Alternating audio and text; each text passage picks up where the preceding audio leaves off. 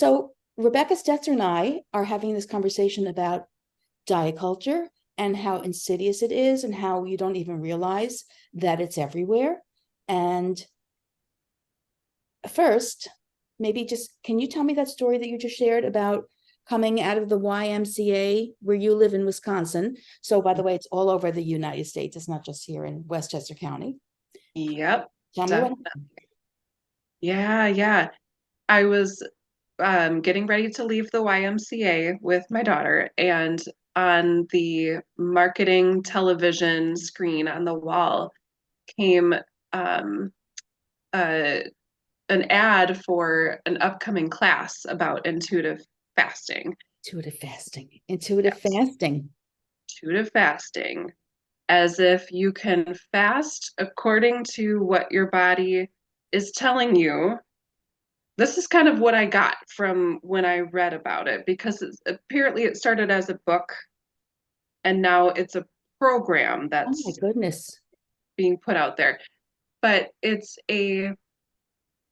co-ops intuitive eating, where they encourage you to listen to your body's hunger and fullness cues, and that when you are not hungry, you don't eat until you're hungry, which for many people would naturally mean that you delay your eating when, until later in the day, which would equal intermittent fasting.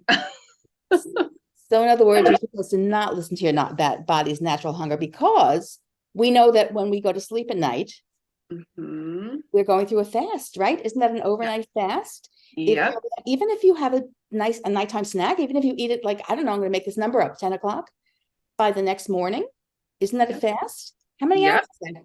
12 Eight, hours? 8 eight hours? 9 hours, hours? 10 hours. Yeah. Body's Yep. ready. Yeah, your body's ready for Fast. fuel. Hmm. And you Yep. know what's interesting too? I always notice this. I notice this with other clients as well as myself. When I Uh, don't eat as much during the day because I'm busy or I forget and I'm not being mindful, mhm, I get hungry at night. Have you mhm. noticed that? Yes, happens to me too. That Hmm. that's why intuitive fasting is a really ridiculous concept. It's really just a way of limiting our caloric intake. How is it helping anybody when we work with people with eating disorders all day? I'm sorry, now you're getting me fired up because I wanted to share my experience. Thank you for listening to me. Going to my endocrinologist for my yearly visit because I have a thyroid issue. I get my thyroid levels checked. Hmm. Doctor, of course, asked me to get weighed, and I said, no, I don't get weighed. Hmm. Then the doctor did not even look at my chart or ask me any questions about my medications, about my blood sugar, hadn't even done any labs yet, offered me the once daily injectable for weight loss. And I have that Ozempic commercial going on in my head right now. Ozempic. Uh, Yeah. the or whatever. Ozempic. I can't Right. believe that that's still in my head. Okay, that's really not good. Oh my This gosh. is all what we're talking about. I don't have diabetes. I understand that the medication is in short supply, and people who have diabetes, who actually are the appropriate target market, can't even get their medications. Right, The exactly. doctor didn't ask me any, he didn't screen me for an eating disorder, which is like number one. He doesn't know me. You have to screen Right. someone if they have an eating disorder and they're giving a weight loss drug. Like how makes the eating Yeah, disorder worse, right? right, Getting more exactly. upset the more I talk to you. I'm getting more upset. Didn't screen me for an eating disorder. Didn't look at my medications and notice that I actually take several medications that cause appetite suppression anyhow, and that's Right. the side effects of Ozempic or Ozempic. Wegovy, right? No, you lose your appetite, and people become malnourished. Right. Thank God I'm a dietitian, and I know I need to eat before Yeah. I take this medication to Yep. make sure I'm well nourished and make sure I'm not overeating at night because I'm over Right. hungry. Ooh, Right. look at all of this. Look at all of this. Think of all the protective privileges you have or had in that situation, right? You're a dietitian. Like, you knew that this was not a good idea for you, Correct. right? And yet, even if people know that logically, what I've seen is that desire to lose weight or that pressure to lose weight can be so strong that it can override that logic of this is not a good idea for me, and I can't shake this, this feeling like I should consider it. You know what? I think I was saying to you, this happened to me.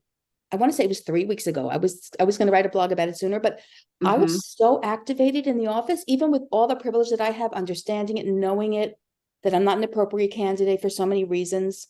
You know, Mm-hmm. again, the medication, my age. I mean, there's side effects. I'm a postmenopausal woman, Mm-hmm. constipation, diarrhea, not eating enough. I mean, think about all the issues, like the importance of having bone health and getting enough calcium. I could go on and on and on. The doctor Right. didn't screen me for any of these things, just recommended the weight loss drug. And Yeah. I have had a couple of moments because I'm in a larger body in a world where we're supposed to be small. And Mm-hmm. well, I wonder, what if I did take that medication? Right. Right. That's what that did to me, who's, trained in health at every size. Like, and you can understand why. And I have to say another thing. I Yeah. started to watch something. Oh my God, I forget what it's called. It's on Netflix. It's about the opioid epidemic. I've seen the original Dope Sick. Now it's something else. I think it's called, oh my God, I'm forgetting. I'm gonna have to come and insert the word afterwards. Um, Okay. painkiller. How Oh, the opioid epidemic started with doctors being given incentives to recommend this extraordinarily addictive medication, and how they yes. hired an attractive sales force of women to go into doctors' offices and to market it. And Yeah. I could go on and on, but I have to say this. I looked, there's a website where you can see doctors' earnings and how much they get from various drug companies. And this Oh. particular doctor who recommended this medication to me is on their payroll. And he Oh, actually made something like, I want to say $175,000 last year just from this drug company, Novo Nordisk. oh my I never knew about gosh. this, but my son-in-law is a doctor. And when I described this incident with him, he literally pulled up the website and said, well, let's take a look and let's see how much money he made from the drug company last year. Oh, And again, doesn't disclose his affiliation with that. And this is really, I almost can make a direct comparison with the opioid epidemic. This is being offered to wow. everybody. What about people where it's not appropriate? What about people who have eating disorders? You know, Right, a lot of people. exactly. Thank you for And listening. you can't tell that. I mean, we've talked about this so many times. You can't tell that from the outside, whether someone has an eating disorder. And also, what Mhm. I've noticed is a doctor that isn't well informed may even ask about eating habits and that kind of thing and still miss like the clues, right? Because it's normalized. Healthy eating is normalized and idealized and glamorized, right? Like, good for you, right? You're hardly eating anything. That's amazing. Which is exactly what you said you saw with the intuitive fasting, like miss a Mhm. meal, miss a meal. When we Yep. miss meals, we interfere with our body's natural ability to sense hunger and fullness.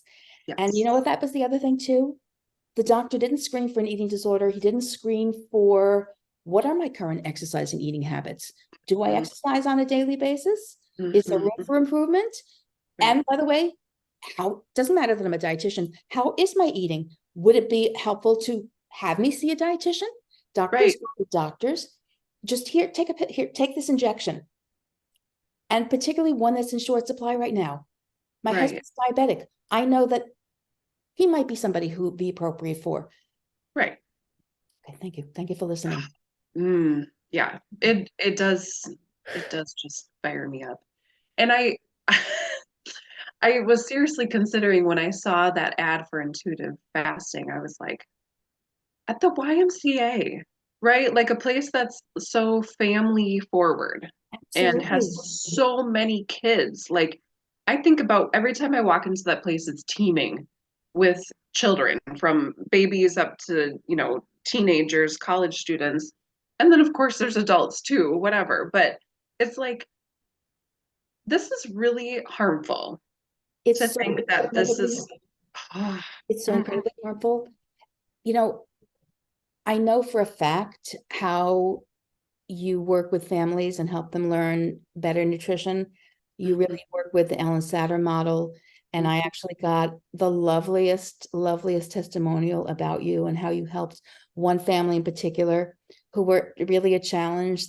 You really helped create harmony at the dinner table. You help this kid gain weight. You help them feel relaxed around food, which is the opposite of what we're being asked to do with weight loss. It's the opposite.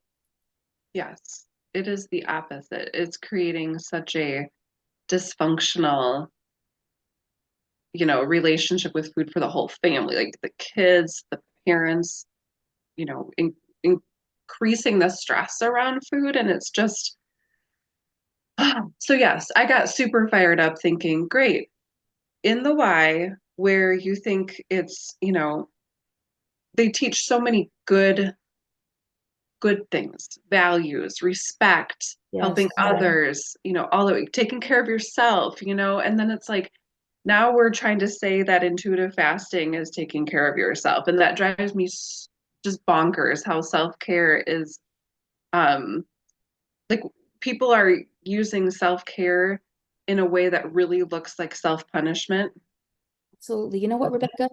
What would you say? Let's forget that intuitive fasting. Let's talk about family nutrition, Ellen Satter model, learning to honor your hunger and fullness, being respectful. What would be a first step that if a family came to you, because I love sending families to you, what would be a first step in working with a family with, let's just say, I don't know, a couple of kids? What would be the first step? Oh my gosh. Oh, the first step. Boy. Or maybe a few steps. I was gonna say like it's like a few things all at once. Honestly, the one of the first things that I do is I work with the parents in like all the ways that they can provide food in a positive way, right? Like so if there's language around food as like um limiting portions or limiting how many times the kids are offered food or provided food, right? Or, are snacks really good? Or are they, should my kid not be snacking? Their language toward food, right? As far as like, oh, well, we try to like, keep the bad foods out of the house, quote unquote, bad foods, whatever. It's that part that I work on first, oftentimes with families, because if I'm moving forward with other things, especially like with the Ellen Satter model and in terms of like allowing your kids to do that self-regulation, let them decide how hungry they are, how full they are. And your job as a parent is just to provide the food and provide a balance of different foods and a variety and all of that. It's really hard for parents to do that when they're stuck with these beliefs, these faulty and dysfunctional beliefs about food and what their kids should and should not be eating. And so sometimes that's like one of the first things we talk about actually is like trying to dispel some of those beliefs that they have and explore that and think about, is this helping your kid or hurting your kid? And then we open it up to like, this is what healthy eating really looks like for kids and families. I'm going to stop you and say that what you just said is so extraordinarily powerful. I think that is the whole problem with diet culture. We really put such value on foods. There's some that are good, some that are bad, and it makes it that the labeling really interferes with our ability to enjoy food and to know what's satisfying, what really is good for our body. There's no one perfect good food. Yeah. So it's a really great way to think about it.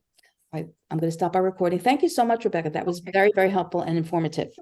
You're very welcome.